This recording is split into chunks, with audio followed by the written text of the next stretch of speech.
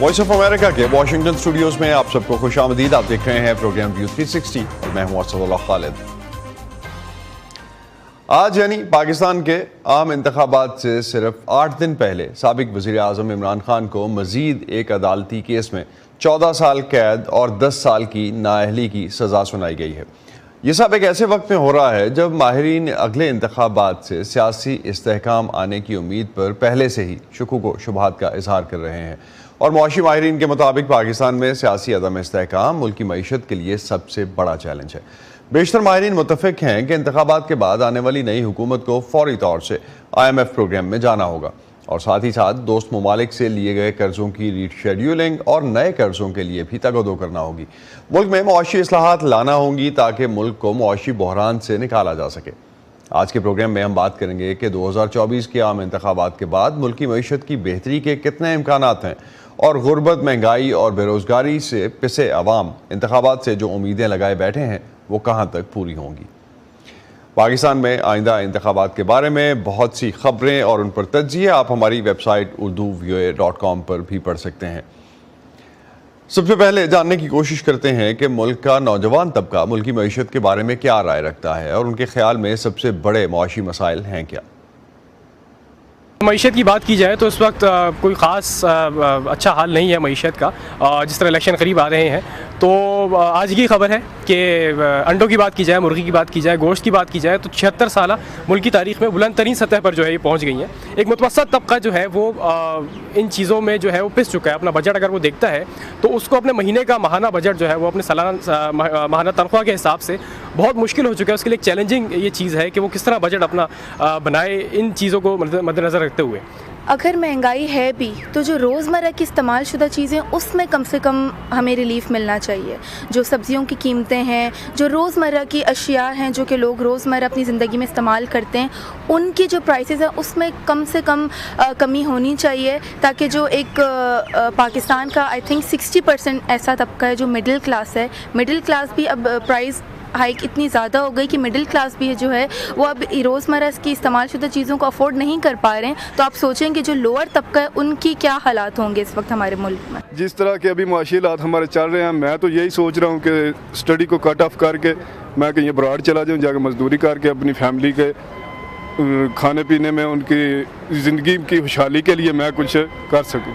ایک عرصہ دراز سے اسٹیبلٹی نہیں ہے ملک میں اور کوئی معاشی پلان نہیں ہے، اور اس کے علاوہ جو کرنسی ہماری دن بدن ڈی ویلیو ہو رہی ہے اس سے عام آدمی مجھ سمیت ہر کوئی متاثر ہو رہے ہیں.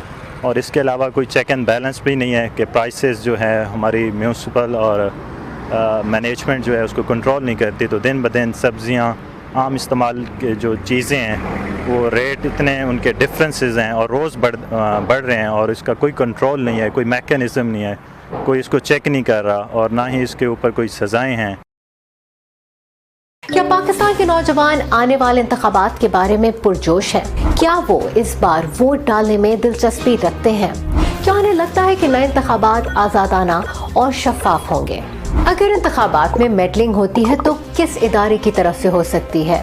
نوجوانوں کے لیے پارٹی اہم ہے یا امیدوار؟ کتنے نوجوان اس پارٹی کو ووٹ نہیں دینا چاہتے جسے انہوں نے پچھلی بار دیا تھا؟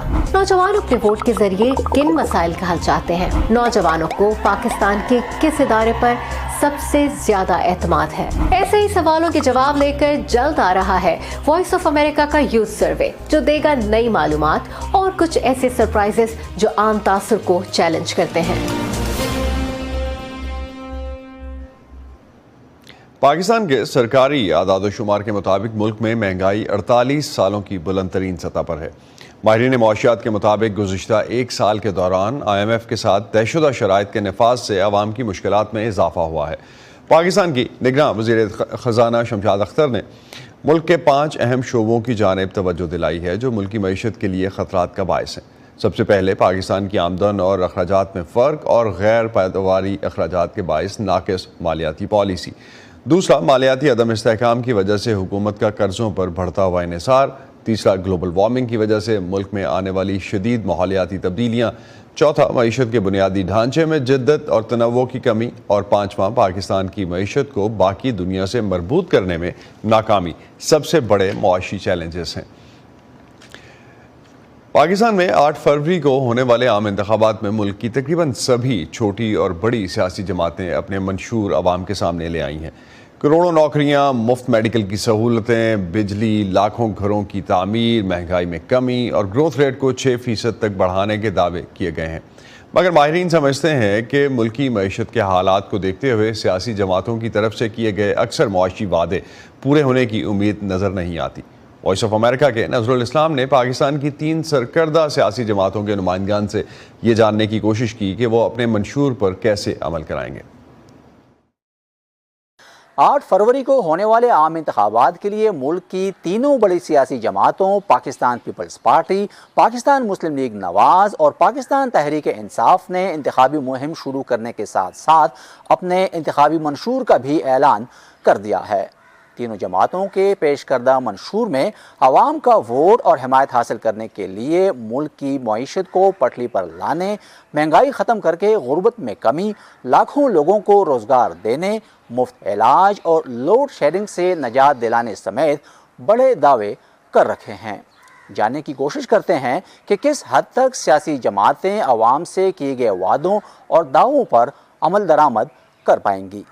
روٹی، کپڑا اور مکان کے نعرے سے عوام میں مقبول ہونے والی جماعت پاکستان پیپلز پارٹی اس دفعہ غریبوں کے لیے 30 لاکھ گھر، ہر ضلع میں یونیورسٹی کے قیام اور روزگار کے وافر مواقع پیدا کرنے کے دعووں کے ساتھ میدان میں اتر رہی ہے۔ 300 یونٹ سولر انرجی کا ایک تو وہ مفت دینے کا ہے، کسان کارڈ ہے، مزدور کارڈ ہے۔ نوجوان یوزلی جب یونیورسٹی سے نکلتے ہیں، جامعات سے نکلتے ہیں، انہیں نوکری نہیں ملتی، تو 1 سال تک ہم انہیں وہ ایک سٹائپنڈ دیں گے اور انہیں تجربہ حاصل کرنے کے لیے مختلف انسٹیٹیوٹس کی طرف بھی راغب کریں گے۔ گورنمنٹ میں اگر انشاءاللہ تعالی پیپل پارٹی آتی ہے تو اپنے منشور پر میکسیمم عمل کریں گے۔ دوسری جانب پاکستان مسلم لیگ نواز نے بھی اپنے منشور میں ترقیاتی کاموں کے ساتھ ساتھ معیشت کی بحالی اور روزگار کی فراہمی کے دعوے کیے ہیں۔ معاشی بحران سے ملک کو نکالنے کے لیے ہمارے وعدے بہت واضح ہیں اور اس کا ہمارا ٹریک ریکارڈ ہے، ہم اس کو ٹھیک کرتے رہے ہیں۔ ہم جب آئے تھے 2% گروتھ ریٹ ہمارا تھا جی ڈی پی کا، ہم 6% پہ چھوڑ گئے تھے۔ اب انشاءاللہ ہم نے پارٹی کی ہر سطح پہ مشاورت کی ہے، ہم نے دانشوروں سے، تھنک ٹینک سے مشاورت کی اور ہم وعدہ کیا ہے قوم سے اور وعدہ پورا کریں گے۔ 1 کروڑ نوکریاں پرائیویٹ پبلک سیکٹر میں ہم جنریٹ کریں گے۔ اکنامک گروتھ ہم پھر واپس 6 پہ چھوڑ گئے تھے، 6 پہ لائیں گے۔ دوسری جانب نوجوانوں میں مقبول پاکستان تحریک انصاف پارٹی کے اندر شفاف انتخابات نہ کرانے کی پاداش میں اپنے انتخابی نشان بلے سے محروم ہو گئی ہے، جس کے بعد اس کے بیشتر امیدوار آزاد حیثیت میں انتخابات میں حصہ لے رہے ہیں۔ پاکستان تحریک انصاف نے گزشتہ روز انصاف، انسانیت اور خودداری کے نام سے ملک میں توانائی، روزگار اور اصلاحات پر مبنی منشور جاری کیا ہے۔ ہم پہلے بھی عمل پیرا ہوئے اور اب بھی ہوں گے۔ میں آپ کو بتاتا ہوں، تھوڑی سی آپ کو کمپیریزن کر کے بتا دوں۔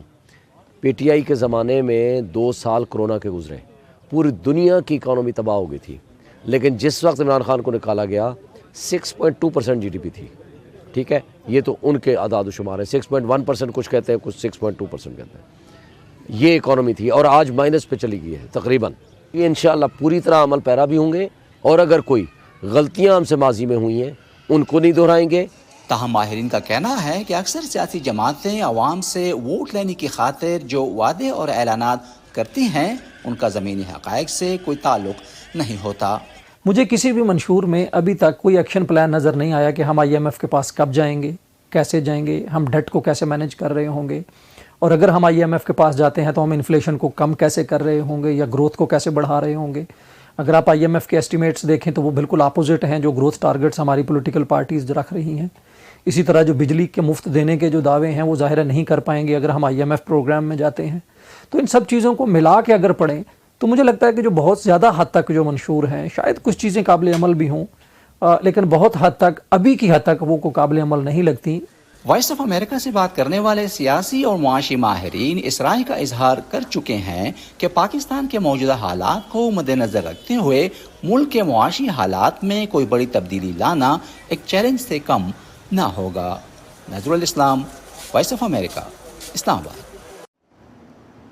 عالمی مالیاتی ادارے آئی ایم ایف نے موجودہ مالی سال کے لیے پاکستان کی معاشی شرح نمو کے اندازوں کو 2.5% سے کم کر کے 2% کر دیا ہے۔ حکومت پاکستان کا موجودہ سال میں مجموعی قومی پیداوار میں شرح نمو یا GDP گروتھ کا اندازہ 3.5% ہے، جبکہ ملک کی نگراں وزیر خزانہ ڈاکٹر شمشاد اختر کا کہنا ہے کہ ملکی معیشت پر اعتماد بحال ہو رہا ہے اور آنے والے دنوں میں تیزی نظر آئے گی، جس سے معاشی ترقی کی رفتار میں اضافہ متوقع ہے۔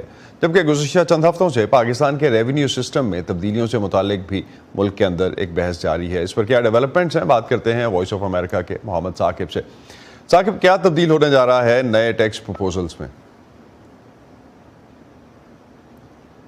اسد، بہت ہی یہ ہاٹ ٹاپک رہا ہے پاکستان میں کہ کس طرح FPR کو کس طرح ریفارم کیا جائے، اور اس حوالے سے کئی کوششیں ماضی میں بھی ہمیں سامنے آتی رہی ہیں، لیکن اس دفعہ جو ہے نگراں حکومت نے اس میں کہا ہے کہ اس میں تقریباً تمام کام جو ہے وہ مکمل کر لیا گیا ہے، اور اس حوالے سے اس کو ڈیجیٹائز کیا جا رہا ہے تاکہ پاکستان کا جو سب سے اہم مسئلہ ہے وہ یہ ہے کہ جو گورنمنٹ ہے وہ اپنے ریونیو ٹارگٹس کو اچیو نہیں کر پاتی ہے۔ اور ابھی بھی آپ دیکھیں کہ اس وقت بھی جو ٹیکس ٹو GDP جو ریشو ہے جو ریونیو کا، وہ صرف 8.5% ہے، جبکہ جو گورنمنٹ کا یہ کہنا ہے، وزیر خزانہ شمشاد اختر کا یہ کہنا ہے کہ اسے 18% تک لے کے جانا ہے اگلے 5 سالوں میں، اور اس کے لیے ہم نے پلان تیار کیا جس میں FBR کے ایکٹ میں کوئی 2200 ترامیم کی گئی ہیں، بہت ہیوج پیمانے پر، بڑے پیمانے پر تبدیلیاں کی گئی ہیں۔ اور لیکن مسئلہ یہ ہے کہ اس وقت چونکہ نگراں حکومت ہے، ملک میں نگراں حکومت ہے اور کوئی الیکٹڈ حکومت نہیں ہے، تو الیکشن کمیشن آف پاکستان نے بھی اس پر اعتراض کیا تھا، جس کے بعد یہ فیصلہ کیا گیا ہے کہ اب اس کو جو آپریشنلائز ہوگا، یہ جو تبدیلیاں آپریشنلائز تب ہوں گی جب ملک میں ایک الیکٹڈ گورنمنٹ موجود ہوگی۔ تو ثاقب، یہ جو پروپوزلز ہیں متنازع، اس میں سب سے زیادہ کیا ہے؟ کیونکہ ایک تو IRS جو ہے انٹرنل ریونیو سسٹم، اگر ہم FPR کے اندر دیکھتے ہیں، اس کی طرف سے سب سے زیادہ اعتراض کیے جا رہے ہیں، اور کچھ پولیٹیکل جماعتوں کی طرف سے بھی اس پہ اعتراض ہے۔ آپ کی جن ماہرین سے بات ہوئی ہوگی اس حوالے سے، ان کا کیا کہنا ہے؟ سب سے زیادہ ریزرویشنز ہیں کس چیز پہ؟ معاشی ماہرین کا یہی کہنا ہے کہ اصل میں جو مسئلہ ہے پاکستان میں ریونیو جمع کرنا، ٹیکس اکٹھا کرنا، اور اس میں جو قانونی پیچیدگیاں ہیں وہ اس قدر زیادہ حائل ہو جاتی ہیں، جس کی وجہ سے جو بھی پریشر گروپس ہیں ان کو بہت آسانی سے مواقع مل جاتے ہیں، اور وہی جو پریشر گروپس ہیں وہی یہ نہیں چاہتے ہیں کہ جو ٹیکس کلیکشن میں ان کا بھی حصہ ہے۔ مثال کے طور پہ ٹریڈرز کی اگر ہم بات کریں تو گزشتہ جب حکومت تھی پاکستان ڈیموکریٹک موومنٹ کی حکومت تھی، تو اس وقت بھی یہ کوشش کی گئی کہ تاجروں سے ٹیکس اکٹھا کیا جا سکے، لیکن اس میں تمام ثاقب، کل اگر ہم دیکھیں جس طرح سے مارکیٹ میں کل مندی ہوئی پاکستان سٹاک مارکیٹ میں، کافی حد تک اسی طرح کی خبریں جو ہیں وہ کچھ بھی پولیٹیکل فرنٹ پہ ہوتا ہے تو وہ ہمیں اس کی ریفلیکشن مارکیٹ میں نظر آتی ہے۔ ایک طرف وزیر خزانہ کہہ رہی ہیں کہ سرمایہ کاروں کا اعتماد بحال ہو رہا ہے، لیکن دوسری طرف مارکیٹ جو ہے وہ اسٹرگل کرتی نظر آتی ہے۔ اس پہ کیا اوپینین ہے؟ اینالسٹ کیا کہتے ہیں اس پہ؟ جی بالکل، گزشتہ روز ہم نے 201 پوائنٹس کی بڑی کمی، اور آج چونکہ مارکیٹ نے تھوڑا سا ریکور کیا اور 137 پوائنٹس اضافہ ہوا ہے، لیکن اس کے باوجود جو معاشی تجزیہ کار ہیں ان کا یہی کہنا ہے کہ اصل مسئلہ پاکستان میں پولیٹیکل اسٹیبلٹی کا ہے۔ جب تک اسٹیبلٹی نہیں آئے گی تو جو سرمایہ کار ہیں ان کا اعتماد بحال نہیں ہوگا۔ اگرچہ وزیر خزانہ شمشاد اختر کا کہنا ہے کہ گزشتہ چند مہینوں میں ان کے ہوتے ہوئے میکرو اکنامک اسٹیبلٹی پر کافی کام ہوا ہے، فارن ایکسچینج ریزروز بہتر ہوئے ہیں، سرمایہ کاروں کا اعتماد ملکی معیشت پر بحال ہوا ہے، اور ہم یہ دیکھ رہے ہیں کہ کرنٹ اکاؤنٹ ڈیفیسٹ بھی کم ہوا ہے۔ لیکن ان تمام چیزوں کے باوجود بھی جو ملک میں جو اسٹیبلٹی نہ ہونا اس کی سب سے بڑی وجہ قرار دی جا رہی ہے، جس کی وجہ سے جو معاشی اشاریہ ہیں ان میں کوئی بہت زیادہ بہتری نہیں جا رہی ہے۔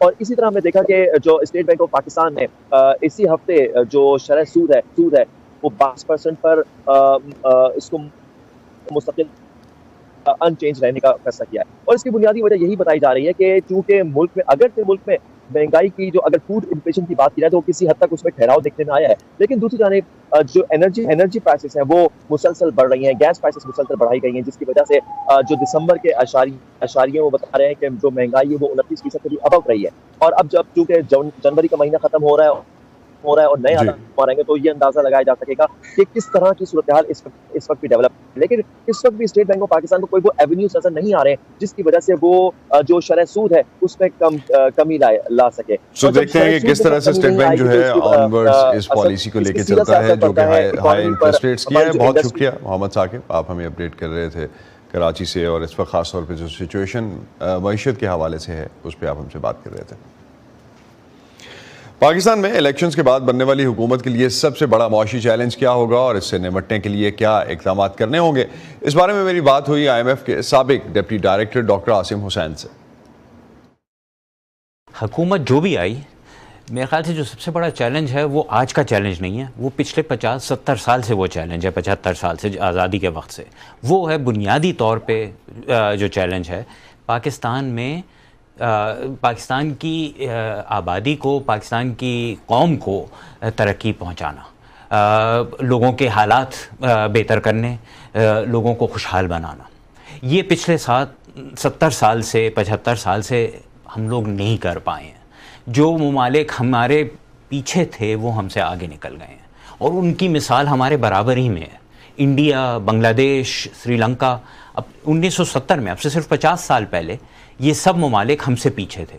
سری لنکا تقریباً ہمارے لیول پہ تھا، اور میں پیچھے آگے کی بات کر رہا ہوں، وہ آپ کہہ لیں جی ڈی پی پر کیپٹا، جو جی ڈی پی ہوتی ہے کہ ملک کا پیداوار کتنی ہے، اور پر کیپٹا کے آبادی کتنی ہے، تو پیداوار کو یعنی لوگوں کی آمدنی کو آپ پورے ملک کی آمدنی کو اگر لوگوں سے ڈیوائڈ کریں تو ایوریج آدمی کے پاس کتنا پیسہ۔ سری لنکا، انڈیا، بنگلہ دیش ہم سے پیچھے تھا 1970 میں۔ بنگلہ دیش اس وقت بنا نہیں تھا، اگلے سال بن گیا تھا۔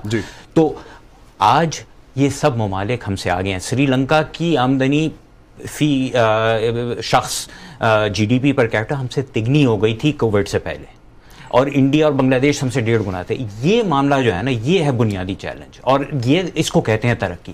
ہمارے ملک میں جو ترقی آئی ہے، آئی ضرور ہے، عمارتیں کھڑی ہو گئی ہیں، گاڑیاں آ گئی ہیں، سڑکیں بن گئی ہیں، لیکن ساتھ ساتھ آبادی بھی بہت تیزی سے بڑھی ہے، اور اس کی وجہ سے جو ترقی آئی ہے وہ اتنی نہیں جتنے ہم برابر والے ملکوں میں۔ اور آپ سمجھتے ہیں جو ابھی پولیٹیکل پارٹیز اپنے اکنامک مینیفیسٹوز دے رہی ہیں، یا جو ان کا جو بھی ساری پارٹیز وہ ہیں جو اس سے پہلے بھی اقتدار میں رہ چکی ہیں، آپ کیا سمجھتے ہیں ان کے ٹریک ریکارڈ کو دیکھتے ہوئے، یا ان کے ابھی جو ایجنڈا یا وعدوں کو دیکھتے ہوئے کون سی چیز اس میں سے ہو سکتی ہے؟ تو اب اس میں مسئلہ ایک جو پیش آیا وہ یہ کہ یہ چیلنج جو پچھلے 70 سال سے 75 سال سے چلتی آ رہی ہے وہ تو ہے ہی، ساتھ ساتھ ایک بہت بڑی بلکہ 2 بہت بڑی چیلنجز اور آ گئی ہیں، اور وہ اب اتنی انتہائی ہو گئی ہیں جو اب سے پہلے یعنی گزشتہ وقت میں نہیں تھی۔ وہ ایک پہلی تو چیلنج یہ ہے کہ ہمارے جو فسکل اکاؤنٹ سے حکومت کے پاس جو پیسہ ہے وہ ناکافی ہے۔ حکومت کے اخراجات ان کی آمدنی سے کہیں زیادہ ہیں، بلکہ 70% بڑھ گئے تھے آمدنی سے کووڈ سے پہلے۔ اب حال اور زیادہ بگڑ گیا ہے، اور اس کی وجہ سے اب یہ سالہ سال چلتا آ رہا ہے، یہ آج کی بات نہیں ہے اور پچھلے 5 سال کی بھی بات نہیں ہے، سالہ سال پاکستان حکومت کے اخراجات اس کی آمدنی سے زیادہ تھے اور کہیں زیادہ تھے، اس کی وجہ سے قرضہ بڑھتا گیا۔ اب صرف قرضے پہ جو انٹرسٹ دینا پڑتا ہے، مارک اپ کہہ لیں، وہ ہی صرف 70% ہو گیا آپ کی آمدنی کے، حکومت کی آمدنی کے۔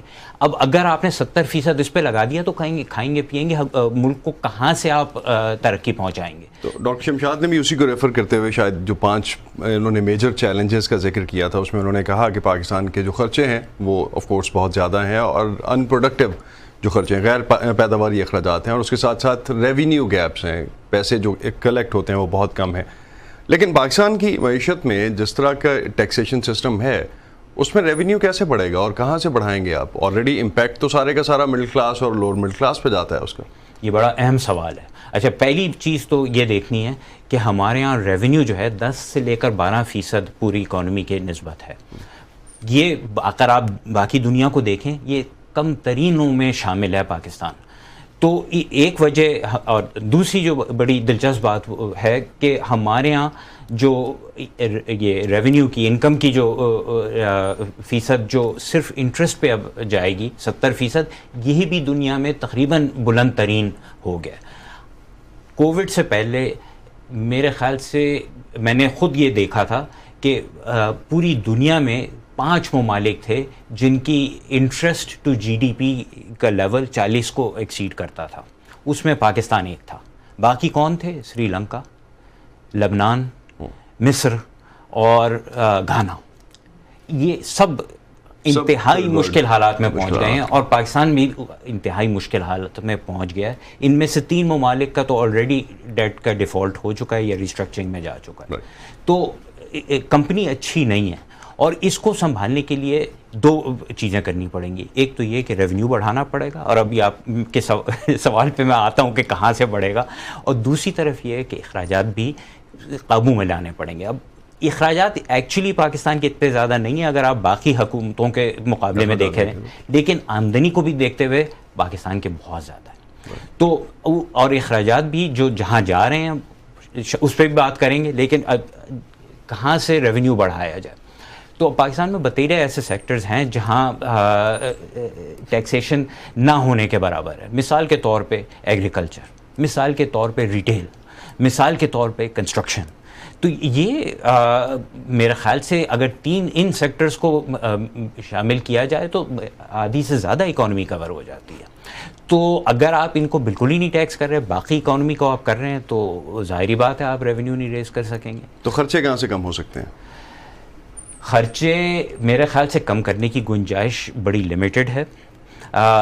خرچہ آپ بہت زیادہ لگا رہے ہیں انٹرسٹ پہ.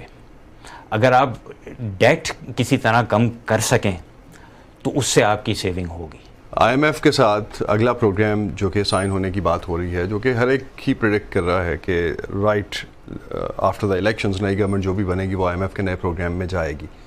کیا ڈفرینٹ ہوگا اس آئی ایم ایف پروگرام میں اور اسٹینڈ بائی ارینجمنٹ یا اس سے پہلے کے آئی ایم ایف پروگرامس میں؟ تو ایک بہت بڑا ڈفرینس امید ہے یہ ہوگا کہ وہ آئی ایم ایف پروگرام ہوگا 3-4 سال کا, صرف 9 مہینے کا نہیں ہوگا. یہ ارینجمنٹ 9 مہینے کی اب میرے خیال سے 15 دن کے لیے بڑھائی گئی ہے وہ الیکشن کی ٹائمنگ کی وجہ سے.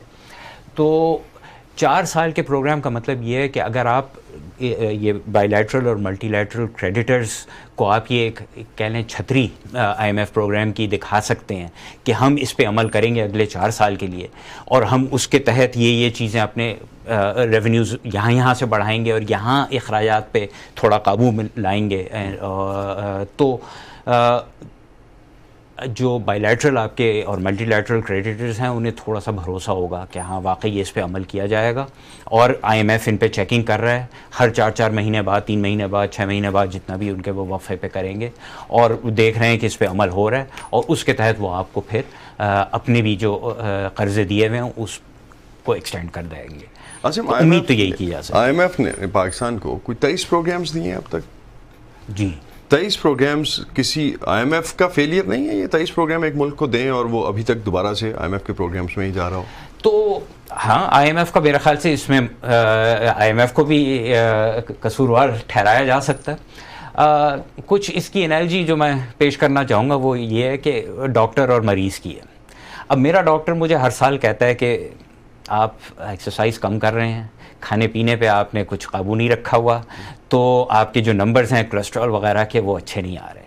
اب ٹھیک ہے جو مسئلے مسائل ہیں کہ خاندان کی وجہ سے میرے کولیسٹرول کے نمبرز آ رہے ہیں, لیکن بہرحال ڈاکٹر کے کہنے پہ اگر میں عمل نہیں کروں گا, ہر سال میں وہ جاؤں گا تو ہر سال وہ بات سنوں گا. 23 سال سے میں بھی یہ بات سن رہا ہوں. تو اب اس میں ڈاکٹر کا کتنی غلطی ہے, میری کتنی غلطی ہے, اب آپ خود ہی سمجھ لیں. اسی پہ ختم کرتے ہیں آج کا ویو 360. اسٹے سیف اور پاکستان. اب تک کے لیے اتنا ہی. اسد اللہ خالد کو اجازت دیجیے. خدا حافظ.